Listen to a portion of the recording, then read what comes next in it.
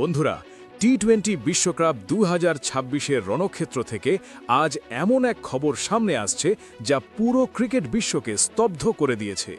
ICC ইভেন্টের king বলা হতো যে নিউজিল্যান্ডকে আজ তারা অফিসিয়ালভাবে এই বিশ্বকাপ থেকে বিদায় নিল। কলম্বোর যে মাঠে জয়ের উৎসব হওয়ার কথা ছিল, আজ সেখানে কিউই ক্রিকেটারদের চোখের জল থামছেই না। কিন্তু টুর্নামেন্ট থেকে ছিটকে যাওয়ার পর অধিনায়ক মিচেল স্যান্টনার ভারত ও পাকিস্তানকে নিয়ে যা বললেন তা এখন সোশ্যাল মিডিয়ায় তোলপাড় সৃষ্টি করেছে। কিউই অধিনায়কের সেই আবেগঘন বয়ান জানতে ভিডিওটি শেষ পর্যন্ত অবশ্যই দেখুন। টি-20 বিশ্বকাপের এই মহাকুম্ভে নিউজিল্যান্ডের সফরটি কোনো দুঃস্বপ্নের চেয়ে কম ছিল না।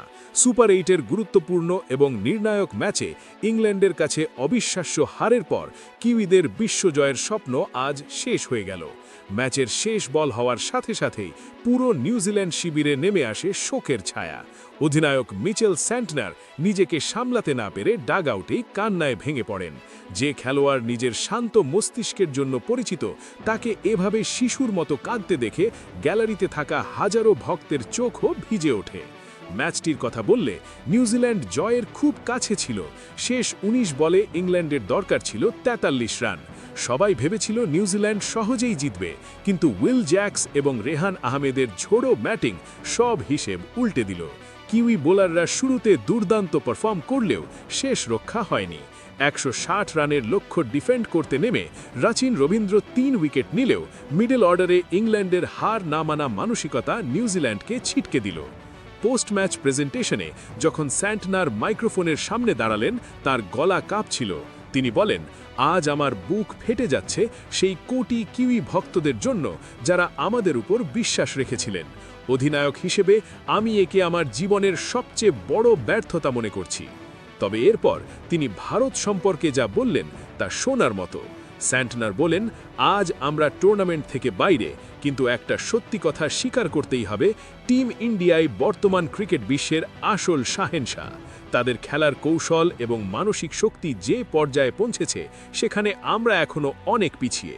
আমার এখন একটাই চাওয়া, ভারত যেন এই বিশ্বকাপ জেতে। এই ট্রফিটার আসল দাবিদার তারাই। ভারতকে সম্মান জানানোর পাশাপাশি পাকিস্তানের বর্তমান করুণ দশা নিয়ে স্যান্টনার এক বড় ভবিষ্যৎবাণী করেছেন।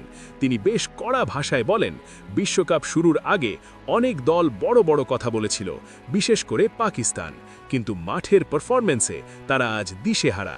তাদের মধ্যে না আছে দলীয় একতা, না আছে শৃঙ্খলা। পাকিস্তানের খেলোয়াড়দের বডি ল্যাঙ্গুয়েজ দেখে মনে হচ্ছে তারা মানসিকভাবে অনেক আগেই হেরে গেছে। খুব শীঘ্রই তারা অপমানিত হয়ে আমাদের মতোই বাড়ির ফ্লাইট ধরবে। স্যান্টনার আরও যোগ করেন যে ক্রিকেট লম্বা চওড়া কথায় জেতা যায় না, এটি জিততে হয় মাঠের লড়াই আর ঘাম ঝরিয়ে। বন্ধুরা, মিচেল স্যান্টনারের এই আবেগঘন বিদায় এবং ভারতের প্রতি তার এই ভালোবাসা কি আপনার মনেও দাগ কেটেছে? আপনার কি মনে হয়, পাকিস্তান কি আসলেই গ্রুপ পর্ব থেকেই বিদায় নেবে, নাকি তারা ঘুরে দাঁড়াবে? কমেন্ট বক্সে আপনার মূল্যবান মতামত রেসপেক্ট এনজেড অথবা টিম ইন্ডিয়া চ্যাম্পিয়ন লিখে আমাদের জানান।